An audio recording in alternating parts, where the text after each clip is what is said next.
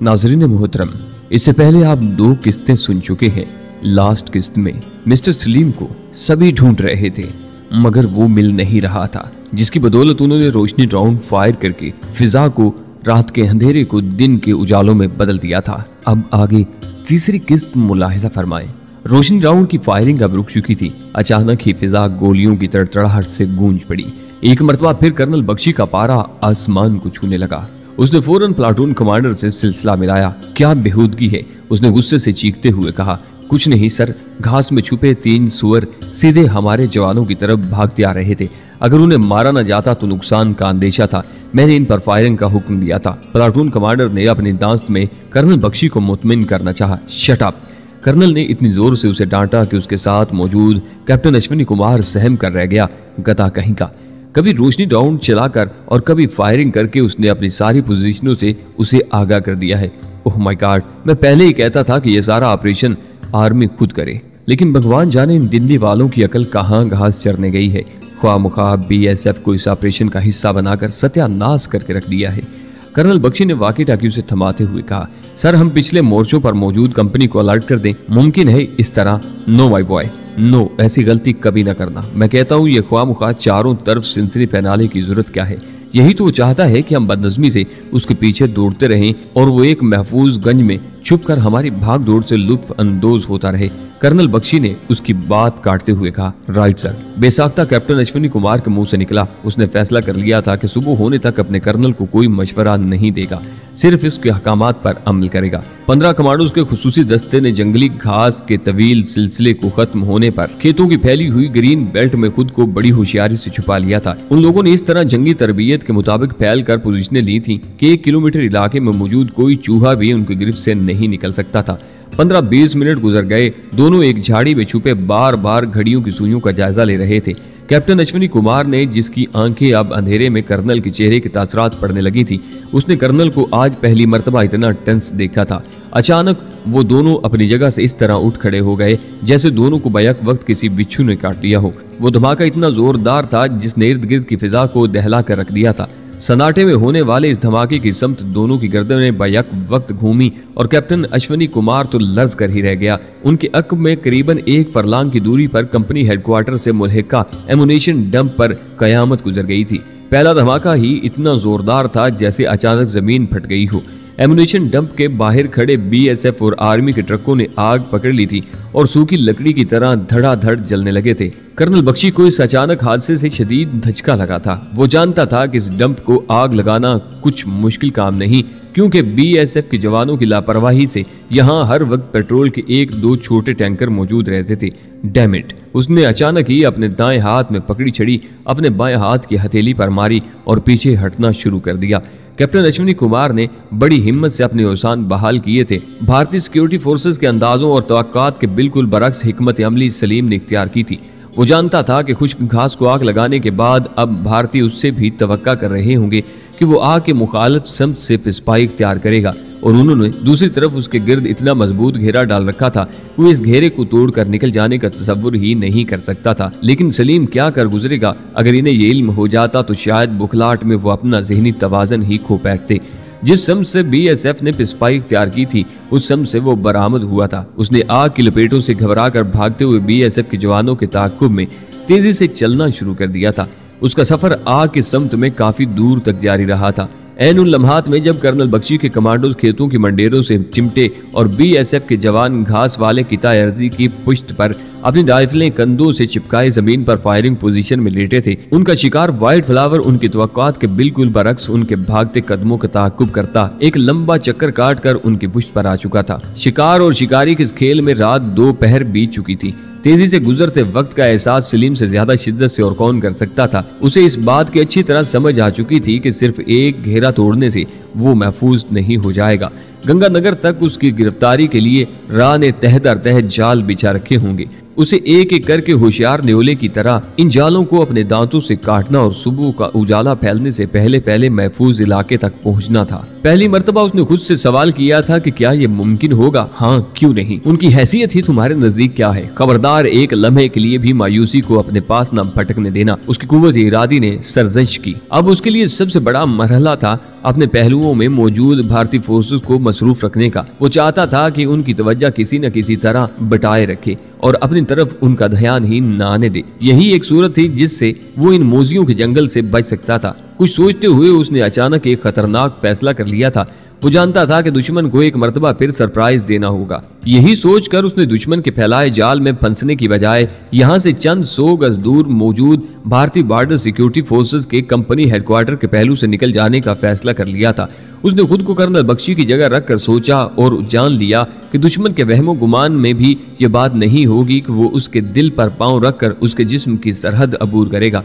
अब इतना अंधेरा था जो उसके मंसूबे में मददगार साबित हो सकता था। खरगोश की तरह पंजों के बल चलता और कहीं से कोहनियों के बल घसीटता हुआ वो कंपनी हेडक्वार्टर की तरफ बढ़ रहा था। सीमेंट की बनी इस बिल्डिंग के दाएं सम से चिपका वो आहिस्ता आहिस्ता महफूज रास्ते की तरफ रेंग रहा था, जब अचानक ही ये मुसीबत उसके सर पर आन पड़ी। खुदा जाने बीएसएफ का वो हवालदार गश्त पर जा रहा था या वापस आ रहा था, जिसने उसे देखकर अचानक ही उसकी तरफ राइफल सीधी कर ली थी। हाल्ट, उसने अपने बाएं पहलू से ललकार सुनी। Shut up. सलीम का रद्द अमल इतना गैर मुतवक्का था कि जब उसने गर्दन घुमाकर डांटने के अंदाज में कहा तो चंद लम्हों के लिए तो हवालदार गिड़बड़ा कर ही रह गया। सलीम को इतनी ही मोहलत दरकार थी। उसे अंदाजा ही न हो सका कि कब सलीम ने अपनी जगह से चुस्त लगाई और उसके कंधों पर सवार हो गया। उसने ऑक्टोपस की तरह हवालदार की गर्दन को इस तरह जकड़ा था कि उसके मुंह से आवाज नहीं निकल पा रही थी। दोनों जमीन पर गिर पड़े थे। सलीम ने मुश्किल से 15-20 मिनट में हवालदार की मुजाहमत को मौत की नींद सुला दिया था, लेकिन जैसे ही वो उठकर खड़ा हुआ एक और आवाज ने उसे चौंका दिया। मक्खन से, हाँ, शायद हवालदार का कोई साथी उसे आवाज दे रहा था। सलीम को वहां सिर्फ एक जाए पनाह दिखाई दी थी और वो उसके सामने मौजूद छोटा सा कमरा था जिससे हवालदार बरामद हुआ था। वो आवाज देने वाले के वहां पहुंचने से पहले ही उस कमरे में घुस गया। ये शायद मरने वाले का कमरा था। दीवार से बीएसएफ की वर्दी और राइफल लटक रही थी और एक कोने में छोटा सा महदूद रोशनी वाला केरोसिन लैंप जल रहा था। सलीम को इस तल्ख हकीकत का एहसास था कि चंद सेकंड बाद ही हवालदार की मौत का राज फाश हो जाएगा और यहाँ हाहाकार मचाएगी। वो कंपनी हेडक्वार्टर के अंदर मौजूद था। यहाँ से भाग निकलने का सवाल ही नहीं पैदा होता था। क्या करूं, उसने खुद से सवाल किया और दूसरे ही लम्हे बर्क रफ्तारी से हाथ बढ़ाकर दीवार पर लगी हवालदार की वर्दी उतार ली। पहले से पहने कपड़ों पर उसने किसी न किसी तरह वर्दी को चंद सेकंड में पहन लिया और सर पर टोपी रखकर कंधे से राइफल लटका ली। उसकी खुशकिस्मती थी कि वर्दी कतरे ढीली होने की वजह से उसके पहले से पहने कपड़ों पर फिट बैठी थी। शायद ये इस कमरे में रहने वाले किसी दूसरे जवान की यूनिफॉर्म थी। फिल वक्त उसने बीएसएफ के जवान का रूप धार लिया था। अभी वो अगले किसी फैसले पर नहीं पहुंचा था कि बाहर शोर मच गया था। किसी ने चिल्लाकर हवालदार की मौत का ऐलान किया था। उसके साथ ही खतरे की विसल भी बजा दी थी। खतरे की विसल बजते ही कंपनी हेडक्वार्टर में मौजूद बीएसएफ के जवान जिस हालत में भी थे उठकर उस तरफ भागे। सलीम ने कमरे की मुखालिफ समत की खिड़की खोलकर बाहर माहौल पर तायराना नजर दौड़ाई। सीटियों की आवाज बढ़ती चली जा रही थी और कोई चीख चीख कर गालियां देता हुआ अपने जवानों को डिसिप्लिन में रहने का हुक्म दे रहा था। अचानक ही एक मुस्कुराहट गैर इरादी तौर पर सलीम के होंठों पर जमकर रह गई। खिड़की से कुछ फासले पर उसने एक छोटे से डिपो के करीब 2 ट्रक खड़े देखे थे, जिनमें से गालबन पेट्रोल और तेल के कैन कुछ उतार कर जमीन पर रखे गए थे और कुछ ऐसे ही वहीं धरे थे। यूं दिखाई दे रहा था जैसे ये दोनों ट्रक शाम को देर गए वहां पहुंचे हैं और यहाँ मौजूद जवानों ने काम अगले दिन के लिए छोड़ दिया है, क्योंकि यहाँ तो व्हाइट फ्लावर की आमद पर इमरजेंसी डिक्लेयर कर दी गई थी और यहाँ जवानों की तादाद बहुत कम रह गई थी। नफरी तो सरहद पर उसे तलाश कर रही थी। कमरे के एक कोने में मौजूद एक मैली सी कमीज उसने उठाई। केरोसिन लैंप को बुझाकर उसने सारा तेल कमीज पर अंढेला, सिर्फ अपने हाथ में पकड़ने की थोड़ी सी जगह छोड़ दी। उसने कमीज को गोले की सूरत बनाकर उसे सिगरेट लाइटर से आग दिखाई और दूसरे लम्हे आग का ये गोला पूरी कुव्वत से यहाँ से बमुश्किल 15-20 गज दूर खड़े ट्रक पर फेंक दिया। पलक झपकने में उसकी तवक्कात के एन मुताबिक नताइज बरामद हुए और ट्रक पर रखे पेट्रोल के कैन ने आग पकड़ ली। उस आग का सिलसिला आगे कहां तक फैला, उसने नजदीकी असला डिपो तक कैसे रसाई हासिल की, ये कुछ देखने और सोचने के लिए सलीम के पास वक्त बाकी नहीं बचा था। उसने तो दीवानावार बाहर निकलकर भागना शुरू कर दिया था। उसे तो इस बात का इल्म ही नहीं था कि पेट्रोल की जखीरे के नजदीक असला का कोई डिपो था। वो तो बुखलाहट में भागते बीएसएफ के जवानों और इन्हीं का एक साथी बनकर दाखिल हुआ था, लेकिन कमाल होशियारी से उनके साथ साथ भागता उनसे दूर हटता चला गया। 15-20 मिनट की जद्दोजहद के बाद उसने खुद को कदरे महफूज कर लिया था। वो कंपनी हेडक्वार्टर की इमारत से दूर निकल आया था और अब उस नहर के किनारे खड़ा था, जिसको अबूर करने के बाद वो गंगानगर के नवाही कस्बे में दाखिल हो जाता। नहर किनारे पहुंचकर उसने एक एक करके अपने सारे कपड़े उतार दिए। अब उसके जिस्म पर सिर्फ एक निक्कर बाकी रह गई थी। बीएसएफ की वर्दी को टोपी और राइफल समेत उसने नहर के पानी में बहा दिया और अपने कपड़ों को जूती समेत गठड़ी की शक्ल में सर पर रख लिया। दूसरे लम्हे वो नहर में दाखिल हो चुका था। माहिर तैराक की तरह वो अपने कपड़े भी गीले होने से बचा रहा था और बगैर आवाज पैदा किए पानी में आहिस्ता आहिस्ता बहाव के जरिए तैरता दूसरे किनारे की समत बढ़ रहा था। उसे नहर अबूर करने में बमुश्किल से 3-4 मिनट लगे थे। दूसरे किनारे पर पहुंचकर उसने गीली निक्कर से निजात हासिल की और खुश्क कपड़े पहनकर 2-3 लंबे लंबे सांस लेकर हवा में मौजूद ऑक्सीजन को अपने जिस्म में दाखिल किया। थोड़ी देर बाद ही मोहतात होकर खेतों के सिलसिले से हटकर उस गांव की तरफ बढ़ रहा था जो यहाँ से मुश्किल से 2-2.5 फरलांग की दूरी पर वाक़या था। आम हालात में जब वो सरहद अबूर करता तो अपने रास्ते में आने वाले पहले गांव ही को अपना पहला पड़ाव गर्दाना करता था, लेकिन आज उसका पहला पड़ाव बदल चुका था। उसे यहाँ से मीलों दूर हटना था, जिसके बाद वो ढंग से सुख का सांस ले पाता। वो जानता था कि राह ने रास्ते के कई देहातों में उसके लिए जाल बिछाया होगा और वो ऐसे किसी भी जाल में फंसने के लिए तैयार नहीं था। सूरज अपने जोबन पर था, जिंदगी मुकम्मल बेदार हो चुकी थी। मज़ाफाती इलाकों से गवालों की कतारें दूध के बड़े बड़े बर्तनों समेत गंगानगर पहुंच चुकी थी, लेकिन वो इन सब से बेपरवाह मामूल के रास्ते से कट कर सफर कर रहा था। उसने अभी तक खेतों के दरमियान मौजूद पगडंडियों ही को अपनी गुजरगाह बनाया हुआ था। खेतों के दरमियान चलते हुए उसने कितने मील का सफर तय कर लिया था, इसका उसे इल्म न हो सका। उसके दिलो दिमाग में सिर्फ एक ही धुन समाई थी कि जिस तरह भी मुमकिन है वो राह के फैलाए हुए जाल से बचकर निकल जाए और अबूहर तक पहुंचने की कोशिश करे। अबूहर में उसका दोस्त पंडित जोशी राम उसकी पहली और महफूज तरीन पनाहगाह थी। अपनी दांस में उसने 15 किलोमीटर से ज्यादा फासला तय कर लिया था और इस दरमियान उसके रास्ते में 4 देहात आए थे, लेकिन वो तमाम देहातों के पहलू से चक्कर काट कर निकल गया था। जिस रास्ते से वो सफर कर रहा था वहां उसका टकराव ज्यादा लोगों से नहीं हुआ था, क्योंकि उसने एक देहाती नौजवान का भेष बदल रखा था। इसलिए सामने से आने वाला उसका ताल्लुक उन्हीं मकीनों से समझकर उसे नजरअंदाज कर देता था। इस दरमियान उसके रास्ते में जब भी किसी से टकराव हुआ तो उसने टकराने वाले के कुछ कहने से पहले ही राम राम जी कहकर अपनी राह नापी। राम राम के जवाब में उसे राम राम सुनने को मिल जाता। अभी तक किसी ने उसकी शनाख्त दरियाफ्त नहीं की थी, न ही उसने किसी से रास्ते में आने वाले देहातियों से मुतल्लक इस्तफसार किया था। अपनी तवानाइयां बहाल रखने के लिए उसने रास्ते में आने वाले खेतों से चोरी छुपे गाजर, मूलियां और टमाटर वगैरह तोड़कर जरूर खाए थे। इस वक्त भी उसके हाथ में एक गन्ना पकड़ा हुआ था जिसे वो बिल्कुल देहातियों किसी अंदाज में चूसता हुआ चलता चला जा रहा था। उसे अब वो पक्की सड़क दिखाई देने लगी थी जिसके साथ साथ सफर करते हुए वो गंगानगर शहर तक पहुंच सकता था। अभी तक उसने सड़क के नजदीक भटकने की हिम्मत नहीं की थी। उसकी जहादीदा नजरों ने सड़क से गुजरती पुलिस और बीएसएफ की 2 जीपें यके बाद दीगरे देख ली थी। वो जानता था कि यह मामूल की गश्त नहीं बल्कि खुसूसी पेट्रोल है और दुश्मन अभी तक उसके ताक़ुब में है।